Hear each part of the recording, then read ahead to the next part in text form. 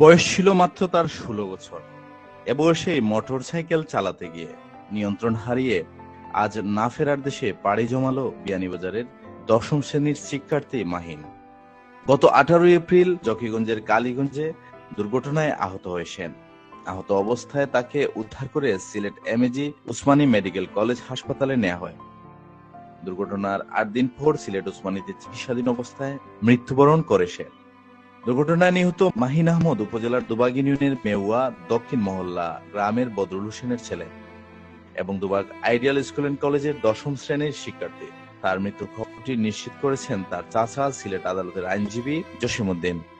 তিনি জানান, গত 18 এপ্রিল জকিগঞ্জের কালীগঞ্জে গিয়ে মোটরসাইকেল চালানো অবস্থায় নিয়ন্ত্রণ হারিয়ে পড়ে যায় রাস্তায়। পরে আহত অবস্থায় তাকে উদ্ধার করে উসমানী মেডিকেল কলেজ হাসপাতালে নিয়ে যাওয়া হয়। সেখানে চিকিৎসাধীন অবস্থায় শনিবার বিকালে সে মৃত্যুবরণ করে। মোটরসাইকেল দুর্ঘটনায় বিয়ানীবাজারে প্রতিনিয়ত ঘটছে মৃত্যুর ঘটনা। আর কবে হব আমরা সচেতন, কবে বাড়বে অভিভাবকদের সচেতনতা? প্রাপ্তবয়স্ক না হলে যে মোটরসাইকেল হাতে দিতে নেই, সেই জিনিসটি আমরা বুঝবো কবে?